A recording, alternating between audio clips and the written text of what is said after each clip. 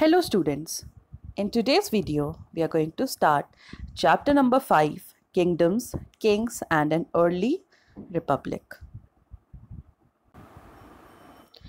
In the previous chapter we came across certain words such as Raja, Jan, Vish, etc. and these words were described or used to describe the people, different sort of people.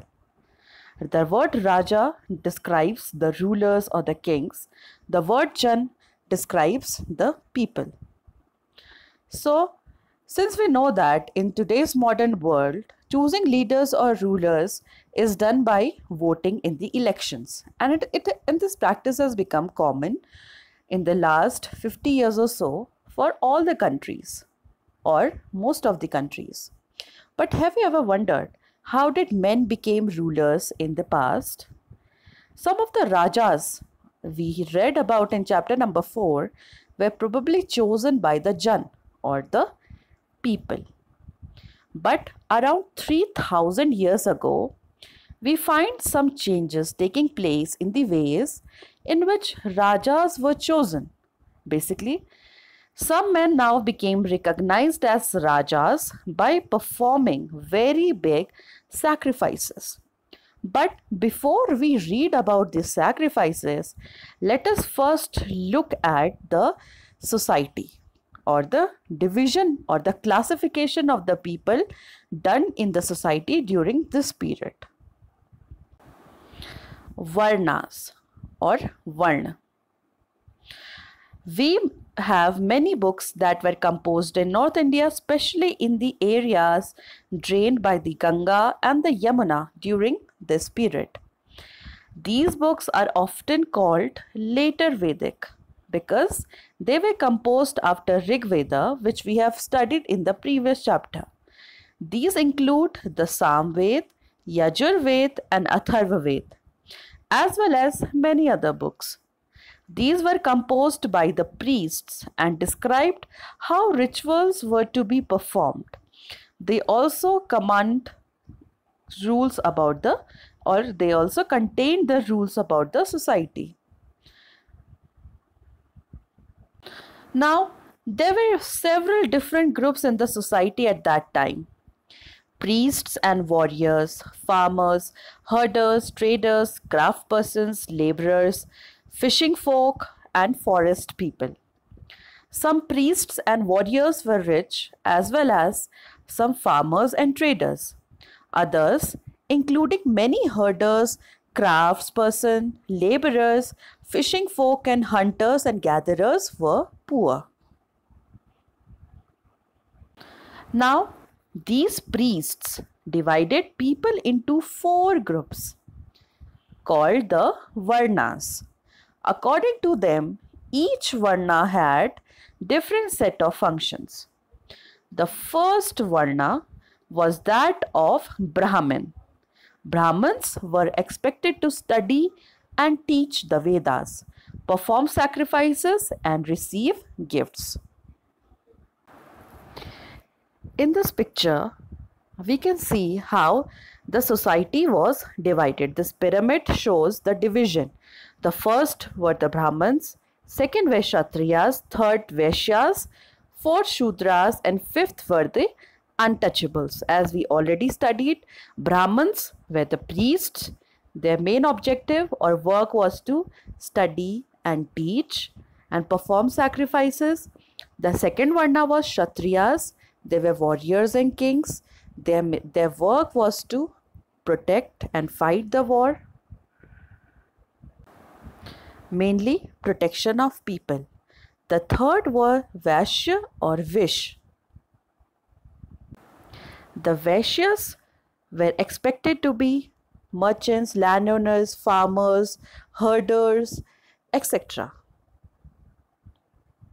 Now, the thing is that both Kshatriyas and Vaishyas could perform religious rituals such as Yagna, Havan, etc. conducted by the Brahmins. Now the last category or the last Varna was the Shudras. It included commoners, peasants, servants, etc. These Shudras had to serve all the above three varnas. So they were basically the servants. So they were categorized in the last varna. Now, another important thing is that women were also grouped with Shudras. Both women and Shudras were not allowed to study the Vedas. The priests also said that these groups were decided on the basis of the birth. This is very important. For example, if one's father and mother were Brahmins, one would automatically become a Brahman, and so on. Later, they classified some people as untouchable, or the people who we cannot touch. These included some craftsperson, including the people working, for example, the leather workers, hunters and gatherers, tribal people, as well as people who helped perform burials and cremations. The priest said that contact with these groups was polluting. So basically, people were asked not to contact or touch these people. Now, many people did not accept the system of Varna laid down the Brahmins. Some kings thought they were superior to the priests. Others felt that birth could not be the basis for deciding which Varna people belonged to. Besides, some people felt that there should be no differences amongst the people based on occupation, etc., etc. Also, there were many areas in the subcontinent, such as Northeast, where social and economic differences were not very sharp and where the influence of the priests was limited. Now, let us look at how the rulers were elected or kings were made. Ashwamedh Yagya. At present in our country, people elect their leaders by voting. But around 3000 years ago, there was a different process to choose rajas who were considered as leaders. This process included performing big sacrifices in order to become rajas. One such sacrifice was performing Ashwamedh or horse sacrifice.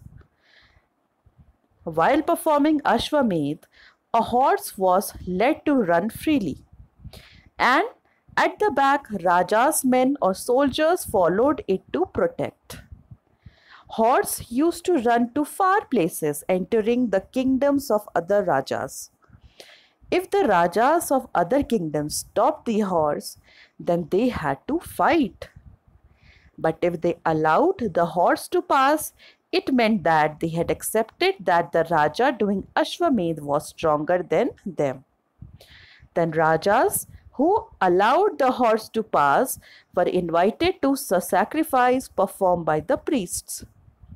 These priests were specifically trained and were given gifts for performing the ritual.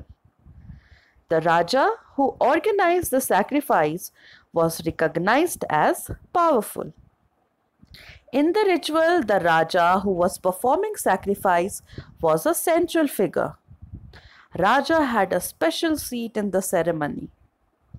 In the ritual, the glory of the Raja was highlighted by the charioteer, who was his companion in the battlefield.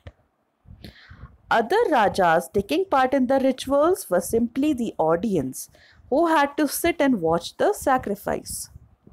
The ordinary people such as Vish or Vaishya also took part in the ritual and brought gifts for the Raja. But Shudras were not allowed to take part in the ritual. Now, with the help of this sacrifice called Ashwamedh Yagya, the rulers or the kings were elected during this time.